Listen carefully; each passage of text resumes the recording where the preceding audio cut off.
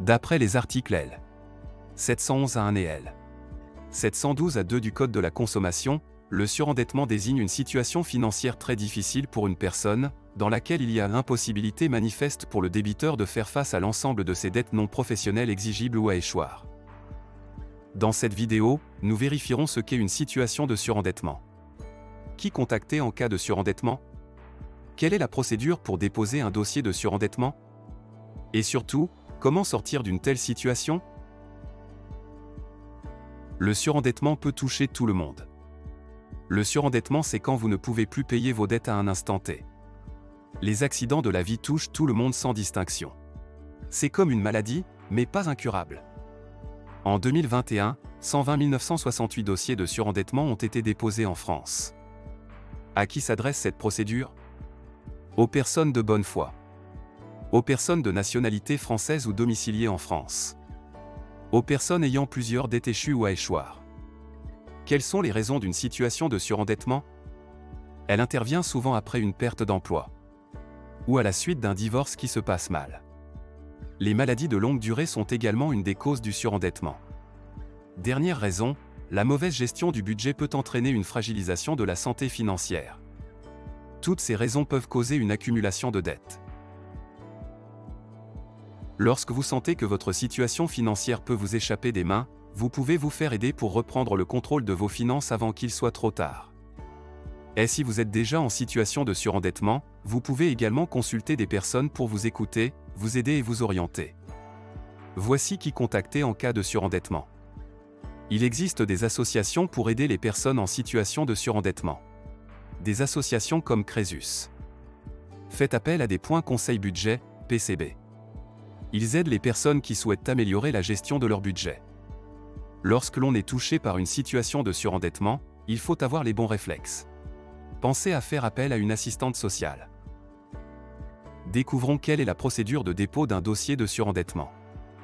Première étape, le dépôt du dossier. Vous pouvez télécharger le document à déposer directement sur le site de la Banque de France.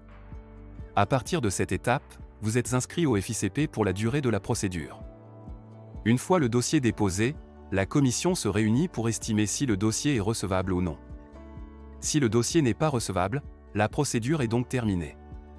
À cette étape, vous êtes radié du FICP au titre du surendettement. Si la commission juge que votre dossier est recevable, alors il existe deux cas de figure. Soit vous pouvez régler les dettes. Soit vous ne pouvez pas les régler. Concentrons-nous d'abord sur le premier cas de figure. Nous aborderons le second cas juste après. Une nouvelle fois, deux cas de figure se présentent. Soit vous avez un bien immobilier. Soit vous n'avez pas de bien. Focus sur le cas avec un bien immobilier. Si un accord est trouvé entre le débiteur et le créancier, alors un plan conventionnel est mis en place. La procédure est donc terminée. Si le débiteur et le créancier ne tombent pas d'accord, alors les mesures sont imposées par la commission. La procédure est donc terminée, vous serez inscrit au FICP pour 7 ans. Que se passe-t-il si vous n'avez pas de bien immobilier? Les mesures sont imposées par la commission et vous serez inscrit au FICP pour 7 ans. La procédure est donc terminée. Voyons maintenant ce qui se passe si vous n'avez pas la possibilité de payer vos dettes. Lorsque les dettes ne peuvent pas être réglées, alors une solution de rétablissement personnel est mise en place. Il existe la solution de rétablissement personnel pour les personnes n'ayant un patrimoine et pour celles qui possèdent un patrimoine. Zoom sur le premier cas de figure. Les mesures sont imposées par la commission de surendettement. Dès lors, vos dettes sont effacées. Vous êtes tout de même inscrit au FICP pendant 5 ans. Si vous avez un patrimoine, alors le juge peut effacer les dettes après la vente du patrimoine.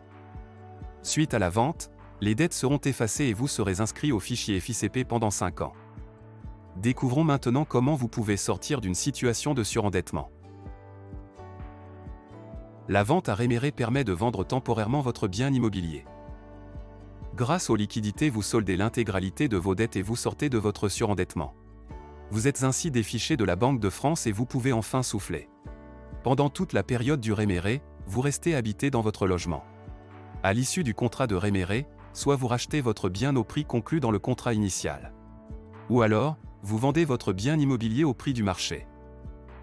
Si la vente à réméré vous intéresse, suivez le lien dans la description de la page, nous vous donnerons toutes les informations nécessaires.